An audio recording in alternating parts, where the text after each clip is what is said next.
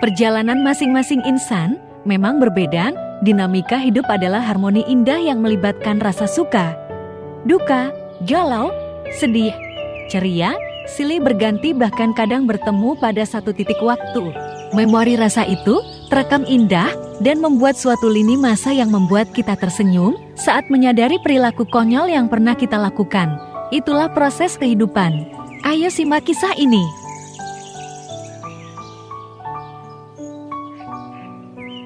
Pada waktu aku duduk di bangku SMA, aku mempunyai seorang pacar yang sepantaran denganku. Hubungan kami berjalan 3 bulan. Pada awalnya kami sangat romantis seperti orang pacaran pada umumnya, namun perlahan-lahan hubungan kami memudar. Pada saat itu, juga aku mulai menyukai orang lain, sehingga aku mulai lupa kalau aku memiliki seorang kekasih. Perasaanku padanya sama seperti saat aku menyukai pacarku.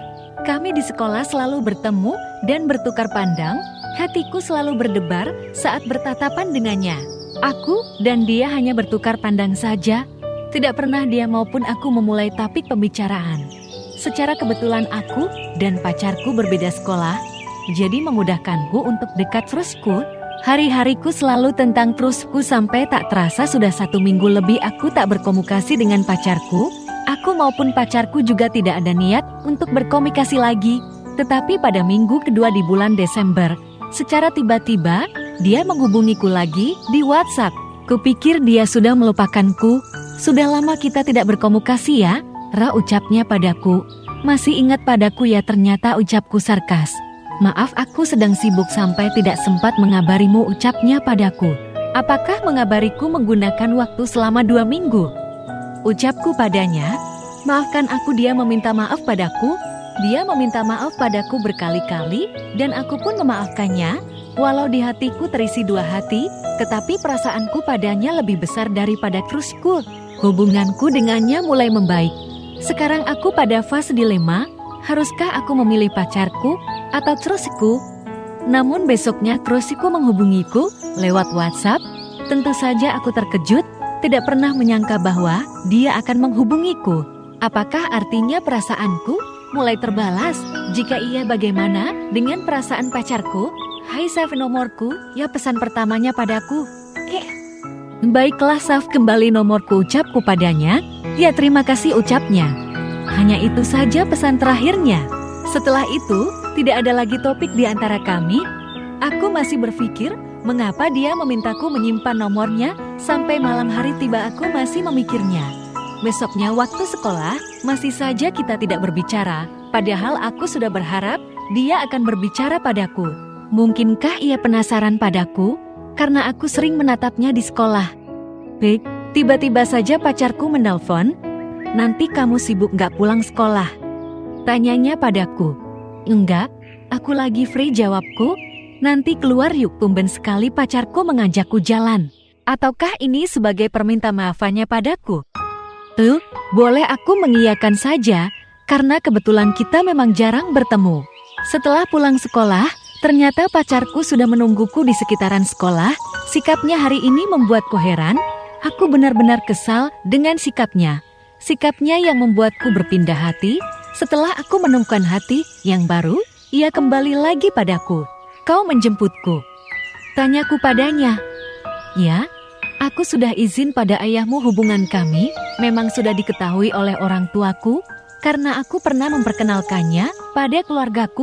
Pakai ini dia menyerahkan sebuah sweater coklat miliknya padaku. Otomatis aku mencium bau tubuhnya yang tertinggal di sweaternya. Aku pun memakai sweaternya untuk menutupi seragam sekolahku dan langsung pergi ke arah yang tidak aku tahu. Aku hanya menurut padanya. Di jalan aku menyandarkan kepalaku di bahunya dan memeluk pinggangnya. Kami menikmati angin di jalan yang terasa sejuk, membuatku semakin erat memeluknya. Setelah beberapa menit di perjalanan, akhirnya kita pun sampai di tujuan. Ternyata dia mengajakku ke sebuah taman mini. Banyak sekali pedagang di sana dan juga terdapat beberapa anak muda yang menghabiskan waktu dengan pacarnya sama seperti kami. Kami mengunjungi sebuah pedagang es krim dan memesan es krim rasa coklat dan vanila. Setelah itu, kami duduk di salah satu bangku yang ada di sana. Kami memakan es krim sambil membicarakan hal random. ataupun kesibukan masing-masing, aku ingin meminta maaf atas kesibukanku akhir-akhir ini, ucapnya padaku. Memang sesibuk apa dirimu, tanyaku padanya. Akhir-akhir ini, program di sekolahku semakin banyak dan aku sedikit kewalahan dengan itu, ditambah tugas sekolahku yang selalu berkelompok, jelasnya padaku. Aku menjadi tidak ada waktu dan masih ada ekskul yang harus aku ikuti. Aku hanya mendengar penjelasannya. Setelah aku mengetahui alasannya, aku sedikit memakluminya. Baik, alasanmu bisa aku terima. Aku memaafkanmu, sempat aku berpikir bahwa kau sudah bosan denganku dan ingin memutuskan hubungan tanpa kata ucapku padanya. Aku harap kau selalu memberiku kabar walau sesibuk apapun dirimu. Dia mengangguk setelah mendengarkan permintaanku. Kami lanjut berjalan-jalan mengelilingi taman mini itu. Ayo pulang, tanyanya padaku. Boleh, hari sudah mulai malam. Kami pun menuju parkiran sepeda untuk pulang karena hari sudah mulai malam. Sembari menunggunya mengambil sepeda, aku membuka handphoneku dan aku membuka story terusku. Aku sedikit terkejut ketika melihat foto perempuan di story-nya. Ternyata dia mempunyai pacar. Aku sedikit sedih akan hal itu. Mungkin aku hanya ditakdirkan untuk menyukainya saja, tidak untuk memilikinya. Lagian aku sudah memiliki pacar. Ayo pulang, aku terkejut saat dia memanggilku karena aku sedang melamun saat itu. Iya, ayo, dia mengantarku pulang. Di perjalanan, aku memasukkan tanganku ke dalam saku hoodinya karena dingin terkena angin malam. Aku menyenderkan kepalaku di bahunya dan menikmati saat-saat terakhir kami sebelum sampai ke rumah. Beberapa menit di perjalanan, akhirnya kita pun sampai di rumahku dan aku menyuruhnya untuk masuk ke dalam. Masuklah dulu, ucapku padanya. Boleh, dia memarkirkan sepedanya di depan rumahku dan mengikutiku untuk masuk ke dalam rumah.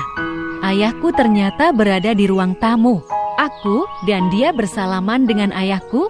Aku masuk ke dalam untuk membuatkannya teh, sedangkan dia mengobrol dengan ayahku. Sesekali aku mendengar dari dapur bahwa mereka sedang tertawa. Aku mengantarkan teh yang sudah aku buat untuk ayah dan pacarku, dan aku lanjut pergi ke kamar membiarkan mereka berbicara secara laki-laki. Sejenak aku merenung tentang hatiku yang terisi dua hati. Aku mulai membandingkan lelaki manakah yang harus aku pertahankan. Jika aku memutuskan untuk tetap menyukai terusku, maka aku akan patah hati karena dia sudah mempunyai pacar. Jika bertahan dengan pacarku, aku takut dia kembali sibuk sampai lupa mengabariku dan membiarkan aku bertahan dengan harapan kosong. Namun sekali lagi aku berpikir, hubungan pasti terdapat sebuah masalah, dan karena masalah itulah kita akan diuji, sanggupkah kita bertahan atau tidak. Setelah kejadian hari itu, aku memutuskan untuk kembali pada pacarku dan melupakan terusku, tetapi aku sangat bahagia karena bisa merasakan jatuh hati di sekolah. Namun aku tidak menyarankan harus melupakan orang lama demi orang baru. Besoknya saat di sekolah, aku bertemu lagi dengan terusku, tetapi aku mencoba untuk tidak menatapnya lagi karena aku sudah memutuskan untuk berhenti menyukainya dan sepertinya dia juga bersikap biasa saja. Hei, kamu suka dia ya? Tiba-tiba temanku berbicara. Tidak, aku menyangkal dia menyukaimu loh, ucap temanku. Aku terkejut, bagaimana bisa? Tuh, bukankah kemarin dia memposting foto pacarnya? Aku mencoba tidak peduli dengan itu, dan aku tetap bertahan dengan pacarku. Cerpen karangan Koirunisa.